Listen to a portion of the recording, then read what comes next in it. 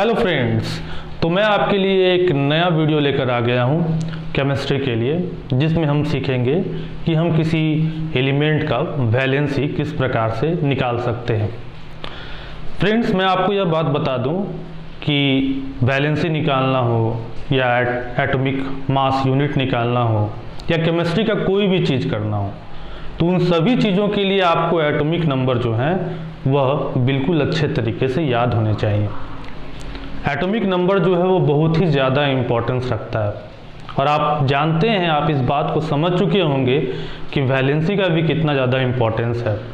किसी भी chemical reaction को बनाने के लिए वैलेंसी का बहुत ज़्यादा इम्पोर्टेंस है। तो हम लोग यहाँ पर बेसिकली वैलेंसी निकालने का मेथड को समझेंगे। सबसे पहले बेसिक के मेथड से हम लोग चलेंगे और फिर कुछ ट्रिक भी मैं आपको बताऊँगा।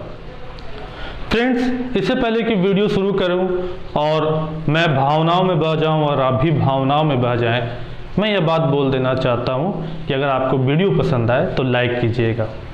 एक चीज़ मैंने देखा है फ्रेंड्स कि हमारे वीडियोस जो हैं वो काफ़ी लोग देखते हैं लेकिन चैनल को सब्सक्राइब नहीं करते हैं। तो फ्रेंड्स, चैनल को सब्सक्राइब करना तो बिल्कुल फ्री है और इससे आपका ही फ़ायदा है, क्योंकि आपको कंटेंट जो है वो सीधे मिल जाते हैं, वह तुरंत आपको मिल जाते हैं। वरना कंटेंट तो आपके पास पहुंचेगा ही, लेकिन टाइम लगेगा पहुंचने में, इधर उधर घूम कर पहुंचेगा। तो अगर आप चाहते हैं कि मेरा कंटेंट, इस चैनल का कंटेंट आपके पास जल्द से जल्द पहुंचे, तो अभी इसी वक्त इस चैनल को सब्सक्राइब कर लीजिए। ओके, तो चलिए हम लोग अपने वैलेंस की ओर बात करते हैं, वैलेंसीज निकालने का मेथड की ओर बात करते हैं। तो जैसा कि मैं बोल रहा था कि वैलेंसी निकालने से पहले आपको एटॉमिक नंबर जो है एलिमेंट्स के वो याद होने चाहिए। अगर आपको अभी तक एटॉमिक नंबर नहीं याद है एलिमेंट्स का, तो आप दिए हुए आई बटन से या फिर नीचे दिए हुए डिस्क्रिप्शन से या फिर मेरे प्लेलिस्ट में जाकर आप एटॉमिक नंबर याद करने का जो सुपर ट्रिक मैंने बनाया है उसको देख लें और उसके अनुसार आप एटॉमिक नंबर हर एक एलिमेंट का याद कर लें। ओके, तो मैं आशा करूंगा, आई होप कि आप लोग एटॉमिक नंबर याद कर लेंगे और फिर उसके बाद अपने पढ़ाई को अच्छे तरीके से करेंगे। तो हम लोग यहाँ पर स्टार्ट करते हैं। वैलेंसी निकालने का मेथड हम लोग समझते हैं कि वैलेंसी हम लोग किस प्रकार से किसी एलिमेंट का निकाल सकते हैं। सबसे पहले हम समझेंगे कि वैलेंसी होता क्या है। ओके, तो फ्रेंड्स, यह बात समझेंगे कि वैलेंसी क्या है। वैलेंसी एक पावर है एलिमेंट का कंबाइन होने का एक एलिमेंट से दूसरे एलिमेंट के साथ। कोई एलिमेंट जो है वह किसी दूसरे एलिमेंट के साथ कितना पावर से कंबाइंड होगा, यह बात वैलेंसी बताता है। ओके, तो क्या है वैलेंसी? बेसिकली वैलेंसी जो है वह एक कंबाइनिंग कैपेसिटी है। किस ताकत से, किस क्षमता से, किस प्रकार से वह कंबाइन होगा किसी दूसरे एलिमेंट के साथ, यह कैपेसिटी या कंबाइनिंग कैपेसिटी को ही हम लोग क्या कहते हैं? वैलेंसी कहते हैं। ओके, तो आई होप कि आप इस बात को समझ रहे होंगे। अब हम लोग यहाँ पर कुछ बेसिक चीज को समझ जाते हैं और बेसिक चीज को समझने के बाद मैं आपको फिर बताता हूँ कि हम लोग ट्रिक किस प्रकार से हम लोगों का इस्तेमाल होगा। तो देखेंगे फ्रेंड, तो अब हम लोग कुछ बेसिक चीज को समझते हैं। हम लोग सबसे पहले समझते हैं कि हमारे पास जो एलिमेंट्स हैं उन एलिमेंट्स में इलेक्ट्रॉन्स की संख्या उसी एटॉमिक नंबर के हिसाब से तो है ही। अब मान लीजिए कि हमारे कुछ एलिमेंट्स हैं उसमें इलेक्ट्रॉन्स की संख्या 2 है, कोई एलिमेंट है जिसमें इलेक्ट्रॉन्स की संख्या 20 है, कोई एलिमेंट है जिसमें इलेक्ट्रॉन्स की संख्या 50 है। तो अगर मान लीजिए कोई एलिमेंट है जिसमें इलेक्ट्रॉन्स की संख्या 20 है, तो उस 20 इलेक्ट्रॉन को क्या हम एक ही जगह रख देंगे? नहीं ना। उस 20 इलेक्ट्रॉन को रखने के लिए हमको क्या करना पड़ेगा? एक अरेंजमेंट तैयार करना पड़ेगा।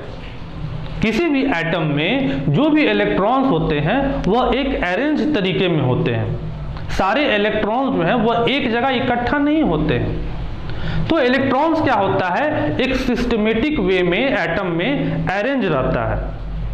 ओके, देखेंगे, समझेंगे इस बात को। मान लेता हूं कि हमारे पास कोई न्यूक्लियस है, तो न्यूक्लियस में तो हमारे पास न्यूट्रॉन और प्रोटॉन होते हैं। अब इस न्यूक्लियस के जो सबसे करीब का सेल बनेगा तो जो सेंटर के जो सबसे करीब का जो सेल होगा वो क्या होगा, वह छोटा होगा। जैसे जैसे हम लोग सेंटर की ओर सर्कल लेकर आते जाएंगे, सर्कल क्या होगा, छोटा बनते जाएगा। जैसे जैसे हम लोग सेंटर से दूर जाकर हम लोग सर्कल बनाते जाएंगे तो क्या होगा, सेल जो है हमारा, सर्कल जो है वो हमारा बड़ा होते जाएगा। तो जितना छोटा सेल होगा, जितना छोटा सर्कल होगा, उसमें इलेक्ट्रॉन्स की रहने की क्षमता क्या होगी, उतनी ही कम होगी। जितना बड़ा सर्कल होगा, जितना बड़ा सेल होगा, उसमें इलेक्ट्रॉन्स की रहने की क्षमता क्या होगी, ज़्यादा होगी। तो जो सबसे पहला जो सेल बनेगा वह तो न्यूक्लियस के सबसे नज़दीक बनेगा। तो न्यूक्लियस के जब सबसे नज़दीक बनेगा तो उसमें इलेक्ट्रॉन्स की रहने की क्षमता भी कम होगी। तो जो सबसे पहला सेल बनेगा, इस सेल में केवल 2 ही इलेक्ट्रॉन रहेंगे। ठीक है, छोटा सेल है, नज़दीक में है न्यूक्लियस के। जब इस सेल में 2 इलेक्ट्रॉन भर जाएंगे तब एक नया सेल क्रिएट हो जाएगा। तो जो यह सेल होगा, इस सेल में इलेक्ट्रॉन्स की क्षमता कितनी होगी, इलेक्ट्रॉन्स की रहने की क्षमता 8 होगी। ठीक है, जब यह भी सेल भर जाएगा तो फिर एक नया सेल फॉर्म कर जाएगा। इस सेल में भी इलेक्ट्रॉन्स की जो रहने की क्षमता होगी वह कितनी होगी, 8 होगी। जब यह सेल भी भर जाएगा तब एक नया सेल फॉर्म हो जाएगा। अब इस सेल में जो इलेक्ट्रॉन्स की रहने की क्षमता होगी वह 18 होगी।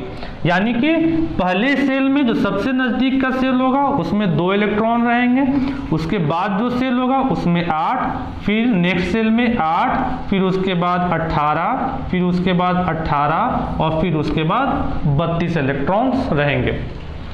ओके, तो इस क्रम वाइज से हमारा इलेक्ट्रॉन जो है वह क्या होगा, एटम में सेल वाइज क्या हो जाएगा, सेटल हो जाएगा।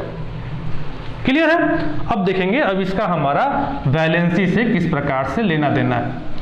तो जैसा कि मैंने कहा कि वैलेंसी जो है वह क्या है, कंबाइनिंग कैपेसिटी है। तो मैं ले लेता हूं, मान लीजिए कि मैंने सबसे पहला एलिमेंट ले लिया हाइड्रोजन। तो हाइड्रोजन का एटॉमिक नंबर कितना हुआ, 1 हुआ। तो 1 हुआ यानी कि इसका पहले सेल में 1 इलेक्ट्रॉन भरकर यह खत्म हो जाएगा।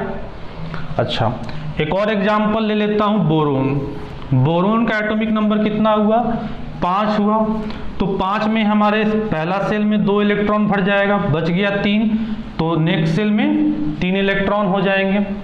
तो एक चीज देखेंगे, ये जो आउटर सेल में जो बाहर का सेल होगा उसमें जो इलेक्ट्रॉन्स होंगे वही इलेक्ट्रॉन्स क्या होंगे, इफेक्टिव होंगे किसी केमिकल रिएक्शन के लिए। जो इनर सेल का इलेक्ट्रॉन्स होगा वह इलेक्ट्रॉन्स जो है केमिकल रिएक्शन में हिस्सेदारी नहीं करेंगे। तो हाइड्रोजन में तो चूंकि एक ही सेल है, इसीलिए यही वाला इलेक्ट्रॉन जो है वह किसी केमिकल इक्वेशन में हिस्सेदारी करेगा। यहाँ पर 2 सेल है, तो जो आउटर सेल के इलेक्ट्रॉन्स है वही इलेक्ट्रॉन जो है वो क्या करेंगे, किसी केमिकल इक्वेशन में हिस्सेदारी लेंगे। तो यहाँ पर बोरॉन में आउटर सेल में इलेक्ट्रॉन्स की संख्या कितनी है, 3 है। तो 3 है तो यानी कि 3 ही इलेक्ट्रॉन जो है वह किसी केमिकल रिएक्शन में हिस्सेदारी लेंगे। अच्छा, अब एक चीज को देखिए, इस कमरे में कितने इलेक्ट्रॉन रह सकते थे, 8 इलेक्ट्रॉन रह सकते थे। कितने हैं, 3 है। तो इस कमरे को फुलफिल करने में, कंप्लीट बैलेंस करने में, या तो हमको इसको बाहर से 5 इलेक्ट्रॉन लाकर दे देना पड़ेगा, या फिर हमको इससे 3 इलेक्ट्रॉन ले लेना पड़ेगा। अब यह बात बताइए कि इस एलिमेंट को 5 इलेक्ट्रॉन देना आसान है कि 3 इलेक्ट्रॉन लेना आसान है?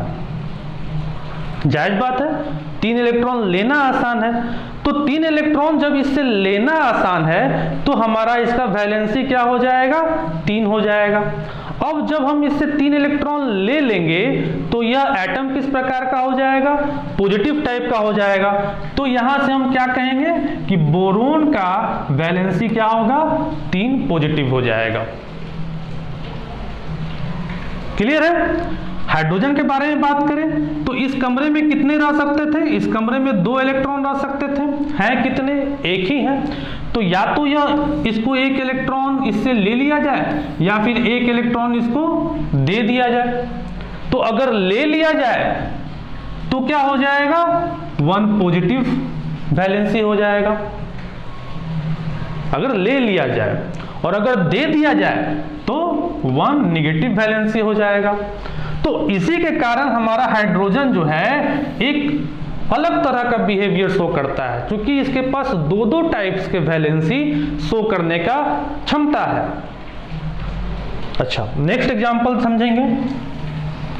7 होता है, तो 7 होता है तो इसके इलेक्ट्रॉनिक कॉन्फ़िगरेशन किस प्रकार से होंगे? पहले सेल में 2 इलेक्ट्रॉन रहेगा, आउटर सेल में इलेक्ट्रॉन की संख्या कितनी होगी?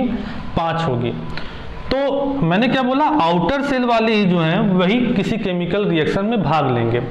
तो अब इस सेल से 5 इलेक्ट्रॉन्स निकाल लेना या फिर 3 इलेक्ट्रॉन दे देना, ऑक्टेट रूल फॉलो करने के लिए हमको यही करना पड़ेगा। तो 5 इलेक्ट्रॉन्स निकाल लेना ये तो काफी टफ है कंपेरिजन टू 3 इलेक्ट्रॉन दे देने के। तो 3 इलेक्ट्रॉन इसको देना काफी आसान है, तो हम इसको 3 इलेक्ट्रॉन जो है वह काफी आसान तरीके से दे सकते हैं 5 इलेक्ट्रॉन लेने की अपेक्षा। तो जब हम 3 इलेक्ट्रॉन इसको देंगे तो यह कैसा टाइप का बन जाएगा? निगेटिव टाइप का बन जाएगा। तो हम यहां से कह सकते हैं कि इसका वैलेंसी क्या हो जाएगा? 3 निगेटिव हो जाएगा। क्लियर है? अब समझेंगे कि हम जो हमारा ये पॉजिटिव बन रहा है इसको हम कहेंगे कटायन, और जो यह निगेटिव चार्ज जो शो हो रहा है इसको हम कहेंगे एनायन। क्लियर है? याद रहेगा ये सभी बातें। तो यहां आप बेसिक चीजें समझ गए। अब हम लोग यहां पर ट्रिक कर लेते हैं। तो ट्रिक में क्या है जरा समझेंगे। अगर किसी एलिमेंट के आउटर सेल में इलेक्ट्रॉन की संख्या 5 से कम हो, ठीक है, अगर किसी सेल में आउटर सेल में इलेक्ट्रॉन की संख्या 5 से कम हो तो उस आउटर सेल के इलेक्ट्रॉन की संख्या को डायरेक्टली हम वैलेंस इलेक्ट्रॉन मान लेंगे। ओके, और कैसा नेचर का होगा? तो कटायन नेचर का होगा, पॉजिटिव टाइप का होगा। क्लियर है? नेक्स्ट समझेंगे रूल को, सेकंड रूल को। अगर किसी एलिमेंट के आउटर सेल में इलेक्ट्रॉन की संख्या 5 या 5 से ज्यादा हो तो हम 8 में से 5 घटा लेंगे और जो हमारा आएगा उस पर हम निगेटिव साइन करके उसका वैलेंस इलेक्ट्रॉन मान लेंगे। निगेटिव साइन हमारा अनायन बताएगा और 8 में से जो हमने 5 या 5 से ज़्यादा संख्या को घटाया है वह हमारा वैलेंसी बताएगा। क्लियर है? देख लेंगे। तो ये बोरोन है हमारा, तो बोरोन में आउटर सेल में इलेक्ट्रॉन की संख्या कितनी है? 3 है ना। तो मैंने बोला 5 से कम अगर है तो सीधे लिख देना है, तो वैलेंसी कितना हो गया? 3 हो गया। 5 से कम है तो कैसा हो जाएगा? पॉजिटिव टाइप का हो जाएगा, तो मैंने इसीलिए लिख दिया पॉजिटिव। क्या कहेंगे हम इसको? कटायन कहेंगे। क्लियर है सारी बातें? अच्छा, नेक्स्ट अप करते हैं नाइट्रोजन के लिए। तो नाइट्रोजन में आउटर सेल में इलेक्ट्रॉन की संख्या कितनी है? 5 है। तो मैंने क्या बोला, अगर 5 या 5 से ज्यादा है तो हमको क्या करना पड़ेगा? 8 में से घटा देना होगा। तो घटाए हम तो कितना आया? 3 आया। कैसा साइन हमको डालना होगा? निगेटिव साइन डालना होगा। तो यह क्या हो गया? अनायन हो गया। तो इस तरीके से आप वैलेंसी पता कर सकते हैं। ठीक है, हमारा मेन टारगेट जो है वह 1 से 20 तक ही है, क्योंकि जो 1 से 20 तक ही है वही ज्यादा फ्रीक्वेंटली आस्क्ड क्वेश्चन में आते हैं। क्लियर है? तो ये ट्रिक आपको अच्छे तरीके से याद रहेगा। चलिए अब हम लोग इसको आगे की ओर कर लेते हैं, आगे की ओर भी हम लोग समझ जाते हैं और इस ट्रिक को भी देख लेते हैं और किस प्रकार से हमारा काम कर रहा है इस बात को भी हम लोग और थोड़ा गहराई में जाकर समझ जाते हैं। तो देख रहे हैं यहाँ पर मैंने एक टेबल बना रखा है। इस साइड में हम एलिमेंट का सिंबल लिखे हुए हैं, इस साइड में एटॉमिक नंबर है, यहाँ पर हम वैलेंसी लिखेंगे और यहाँ पर हम कुछ रफ वर्क करेंगे। इस एक बात को समझेंगे फ्रेंड्स कि ट्रिक तो अपनी जगह है, लेकिन बेसिक फंडामेंटल भी काफ़ी ज़्यादा ज़रूरी है। ट्रिक भी ज़रूरी है। अगर आपको किसी चीज़ का जल्दी रिजल्ट प्राप्त करना है तो उसके लिए ट्रिक बहुत ज़रूरी है। अब आप जब कंपटीशन का एग्ज़ाम लिखने जाएंगे तो आपको वहाँ पर टाइम बाउंडेज होता है, तो आपको टारगेट रखना चाहिए कि कुछ क्वेश्चन जो है आप उसको चुटकी बजाकर कंप्लीट कर लें, जिससे आपको किसी दूसरे क्वेश्चन को करने में ज़्यादा समय आप दे पाएँ। तो वैसा जगह पर आपको ट्रिक लगाना है। लेकिन जहाँ पर कंसेप्ट की बात आती है वहाँ पर आपको कंसेप्ट भी याद रखना है। तो हम यहाँ पर कंसेप्ट भी करेंगे और ट्रिक के साथ भी हम अपनी चीज़ों को समझते हुए चलेंगे। तो चलिए हम यहाँ पर कंसेप्ट भी हम लगाएंगे और ट्रिक भी लगाएंगे और उसके बाद हम चीज़ों को कंप्लीट करेंगे।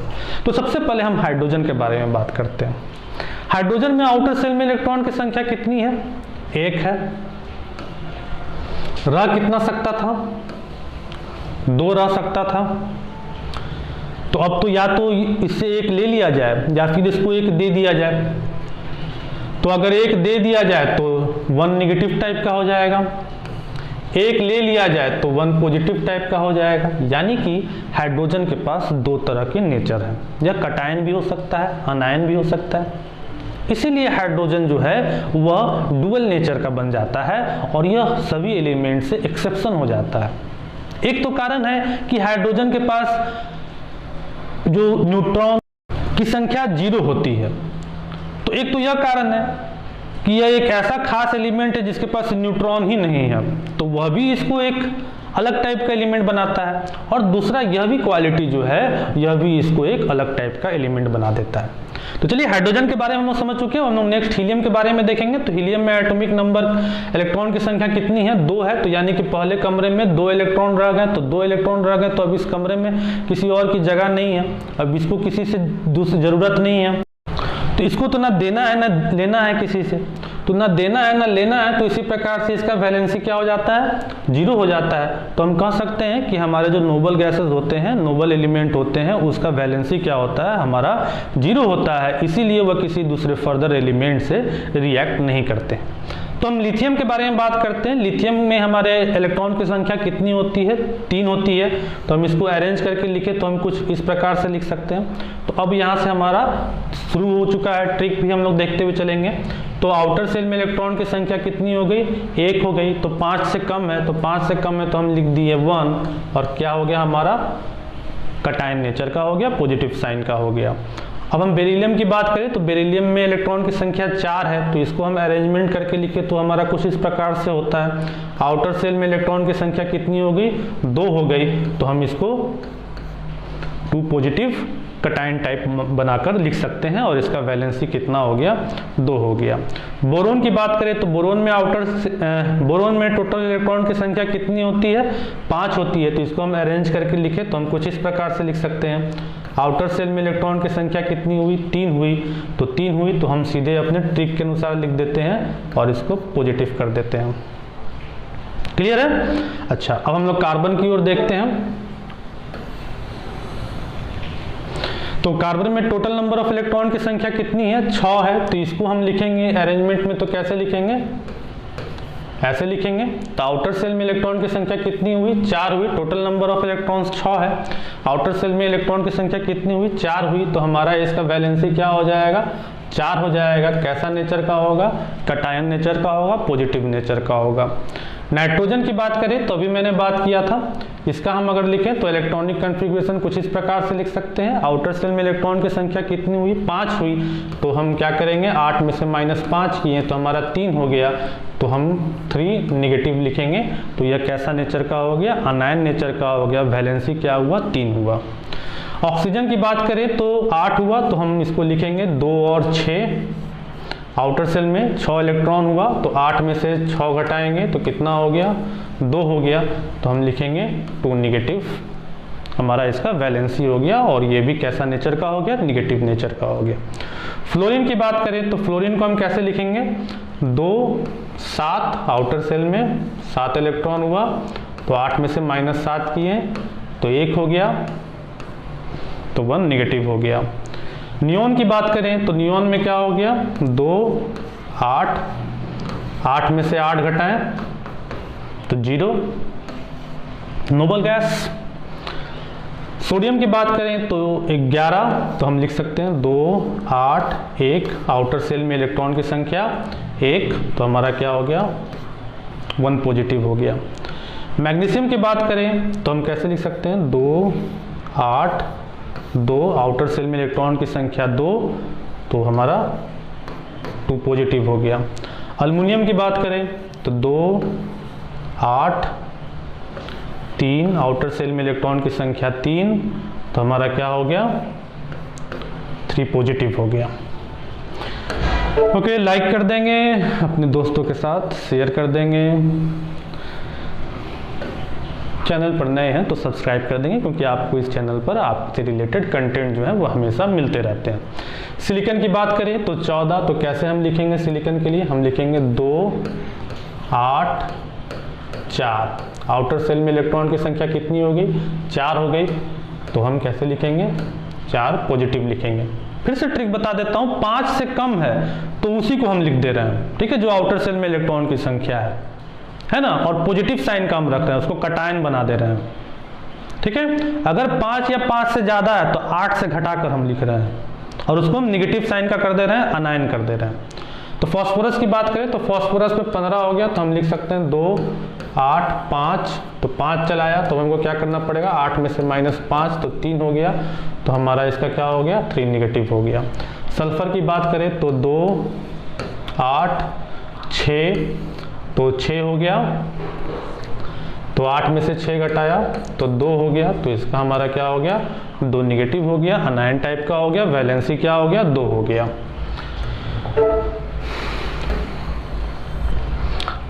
क्लोरीन की बात करें तो 17, कैसे हम लिख सकते हैं? 2 8 8 2 10 7 17, तो आउटर सेल में 7 हो गया, तो 8 - 7 किया तो 1 आया, तो हमारा क्या हो गया?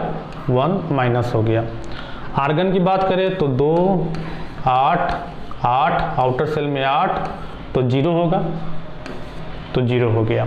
पोटासियम की बात करें तो 2 8 8 1, आउटर सेल में इलेक्ट्रॉन की संख्या 1, तो हमारा क्या हो गया?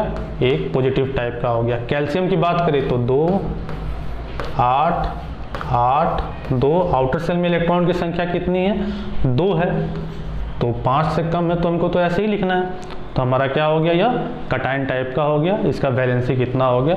2 हो गया। तो आई होप कि आप इसको अच्छे तरीके से समझ गए होंगे, और समझ गए होंगे। अगर आपको पसंद आया होगा तो वीडियो को लाइक करेंगे, चैनल पर नए होंगे तो सब्सक्राइब करेंगे, क्योंकि आपको आपसे रिलेटेड कंटेंट इस चैनल पर हमेशा मिलते रहते हैं। तो फिर मिलेंगे एक नए वीडियो के साथ, तब तक के लिए थैंक्स, बाय बाय।